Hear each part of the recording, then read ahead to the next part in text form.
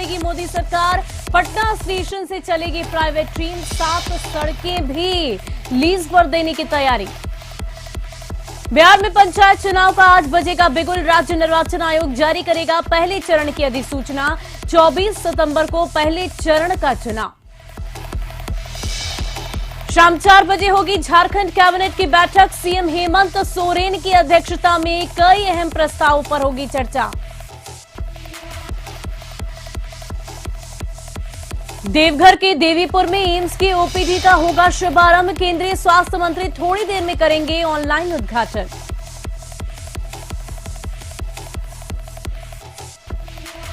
और बिहार में एक बार फिर बदला मौसम का मिजाज। पटना में सुबह सुबह हुई बारिश। 26 अगस्त तक मौसम विभाग की तरफ से हाई अलर्ट जारी।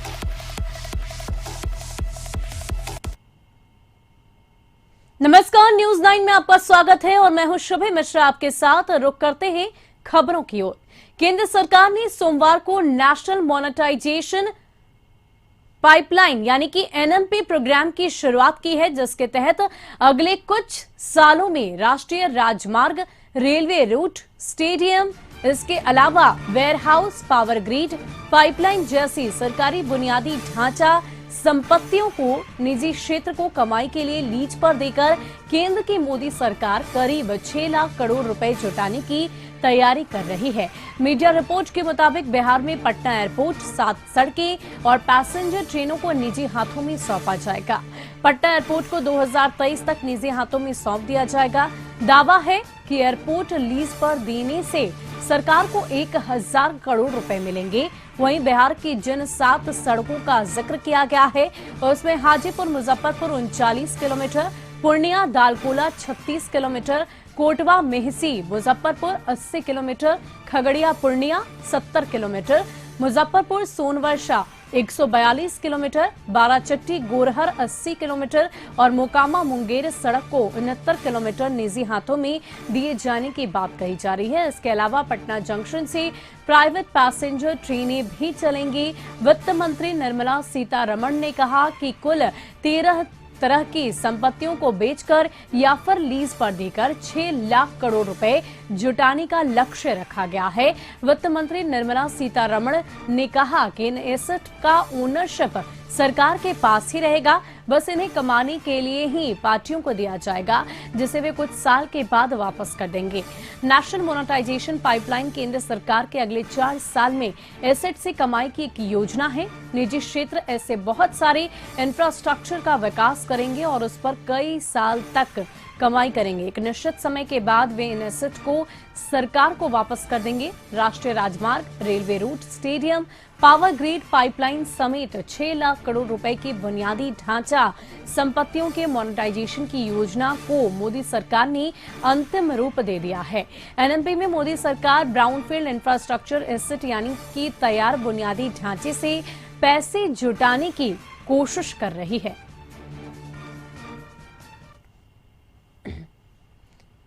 तो इस वक्त हमारे ब्यूरो चीफ अशोक मिश्रा हमारे साथ जुड़ चुके हैं। अशोक जी, ये जो जानकारी, ये जो नई योजना केंद्र सरकार की तरफ से लाई गई है, नेशनल मोनेटाइजेशन पाइपलाइन, इसकी शुरुआत की जाएगी, क्या इससे आम जनजीवन पर कोई असर होगा? क्या उनको कोई फायदा या नुकसान होगा?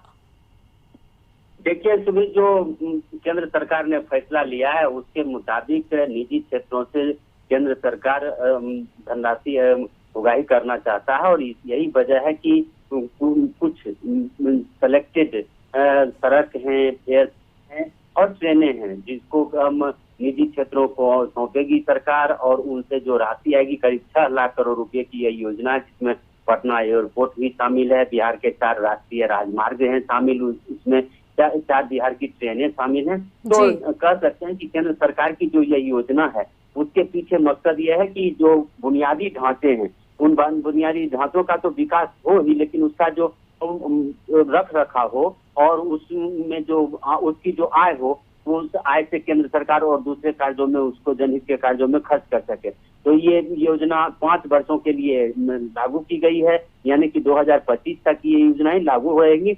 और इसमें यह है कि जो जिन निजी क्षेत्रों को दिया जाएगा या उनसे जो सरकार के बीच समझौता होगा तो उतनी राशि उगाही करने के बाद वो निजी क्षेत्र फिर सरकार को अपनी वो संपत्ति लौटा देंगे।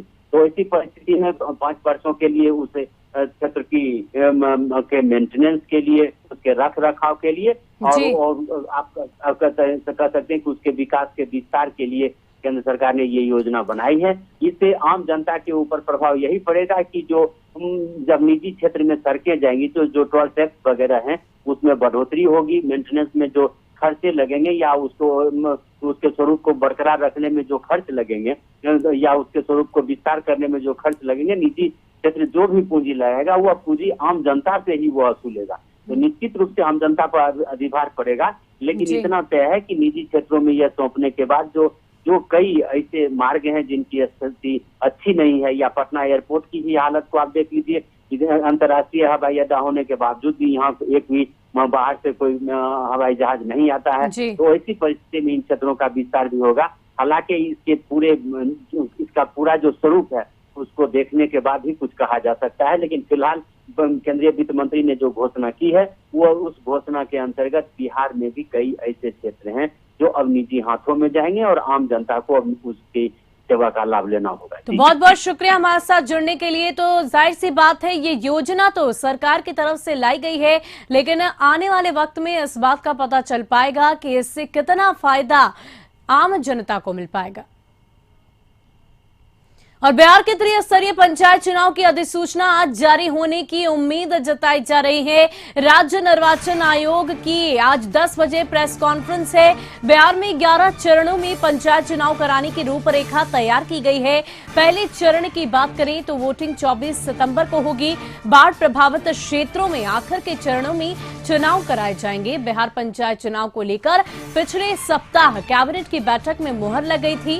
राज्य में त्रिस्तरीय पंचायत के विभिन्न पदों के लिए 11 चरणों में चुनाव कराए जाएंगे। ऐसे में पहला चरण 24 सितंबर, दूसरा 29 सितंबर, तीसरा 8 अक्टूबर, चौथा चरण 20 अक्टूबर, पांचवा चरण 24 अक्टूबर, छठे चरण 3 नवंबर, सातवां 15 नवंबर, आठवां चरण 24 नवंबर, नौवां 29 नवंबर, 10वें चरण की शुरुआत 8 दिसंबर और 11वें चरण के लिए 12 दिसंबर 2021 को मतदान होंगे।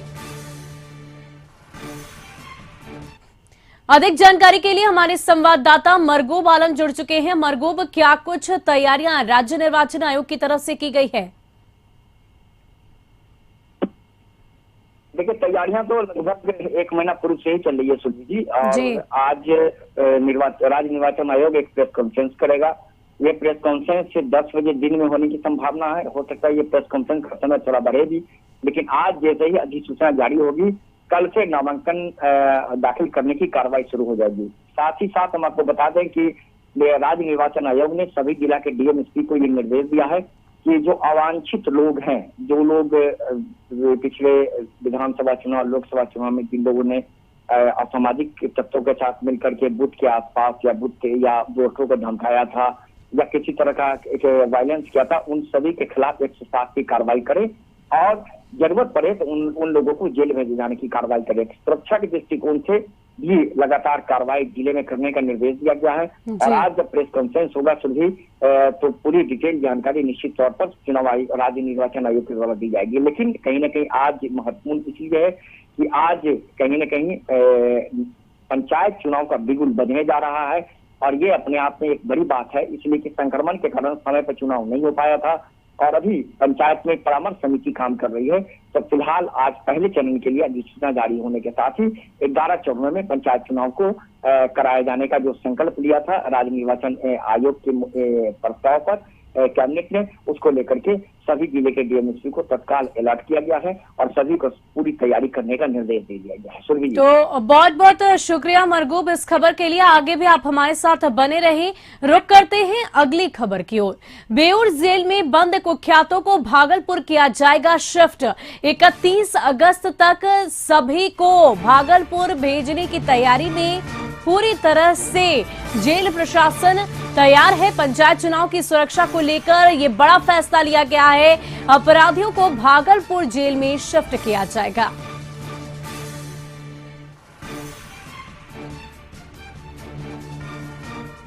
तो इस वक्त हमारे संवाददाता मरगूब एक बार फिर हमारे साथ जुड़े हैं अधिक जानकारी के लिए। मरगूब, क्या कुछ जानकारी है, किस प्रकार कुख्यातों को भागलपुर जेल शिफ्ट किया जाएगा? देखिए, निश्चित तौर पर सुरभि जी, यह एक बड़ा फैसला है क्योंकि आपको पता है कि राज्य में पंचायत चुनाव की प्रक्रिया शुरू हो गई है। आज अधिसूचना जारी होने के साथ ही कल से शुरू हो जाएगी। तो खास करके वैसे अपराधी जो पटना जिला के आसपास के जिलों के हैं या पटना जिलों के हैं, जो कुख्यात अपराधी हैं, तो हो सकता है इस तरह की संभावना रहती है कि वो जेल में बैठ करके हो सकता है कि पंचायत चुनाव को प्रभावित करने की कोशिश करेंगे। तो इन सभी को भागलपुर जेल शिफ्ट किए जाने की कवायद की गई है। 31 अगस्त से पहले लगभग 4 दर्जन से ज्यादा कुख्यात अपराधियों को भागलपुर जेल शिफ्ट कर दिया जाएगा और सुरक्षा के दृष्टिकोण से, पंचायत चुनाव के दृष्टिकोण से ये पूरी कार्रवाई की जा रही है। इससे पहले भी सुरभि जी लगभग 2 दर्जन कुख्यात अपराधियों को भागलपुर जेल शिफ्ट किया गया था। तो ये प्रक्रिया चलती रहती है, लेकिन राज्य सरकार के निर्देश पर गृह मंत्रालय ने इस संबंध में तत्काल बेऊर जेल के अधीक्षक को लिस्ट सौंपने का निर्देश दिया है और जैसे ही वो लिस्ट आ जाएगी उसके बाद सभी को भागलपुर जेल शिफ्ट कर दिया जाएगा। तो बहुत बहुत शुक्रिया मरगूब हमारे साथ जुड़ने के लिए। तो पूरी तैयारी की जा रही है। 31 अगस्त से पहले सुरक्षा के दृष्टिकोण से तमाम कुख्यातों को भागलपुर जेल शिफ्ट करने की तैयारी जेल प्रशासन की तरफ से है। देवघर के देवीपुर स्थित एम्स के ओडीपी की आज शुरुआत हो जाएगी। केंद्रीय स्वास्थ्य मंत्री आज ओपीडी सेवा का ऑनलाइन उद्घाटन करेंगे। केंद्रीय स्वास्थ्य मंत्री मनसुख मांडविया ऑनलाइन ओपीडी सेवा और रैन बसेरा का उद्घाटन करेंगे। लेकिन इस उद्घाटन समारोह में देवघर विधायक नारायण दास को पहले आमंत्रित नहीं किया गया, लेकिन बाद में जब इस बात की जानकारी मिली तो उन्हें फौरन ही आमंत्रित किया गया, जब इस बात पर आपत्ति उनकी तरफ से जाहिर की गई।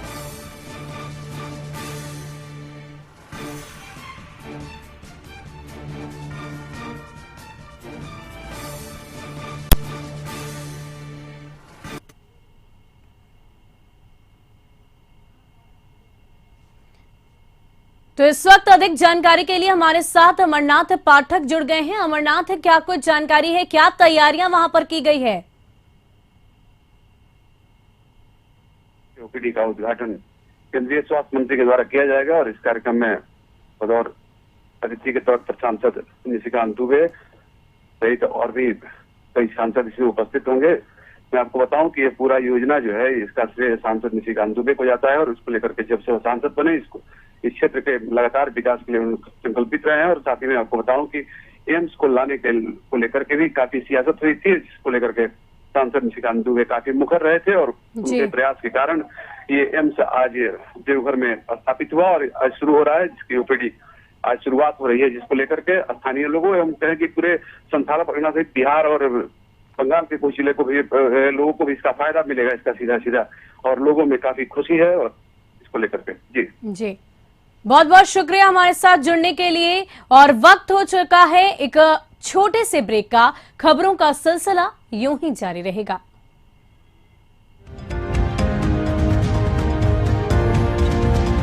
रांची में डेली मार्केट थाना इलाके के धोबी घाट में दीवार गिरने से एक युवक की मौत हो गई। वहीं 3 घायलों को नजदीकी अस्पताल में भर्ती कराया गया है।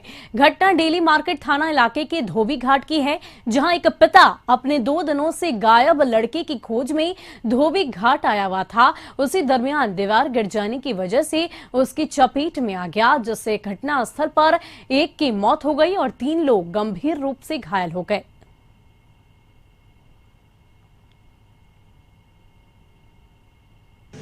एक फादर और एक बेटा अपने बड़े बेटे को खोजने के लिए, मतलब पता करने के लिए कि वो कुछ दिनों से अपने घर नहीं आया है, तो उसके दोस्त के पास उसके घर आए थे पता करने कि कहाँ है आखिर में।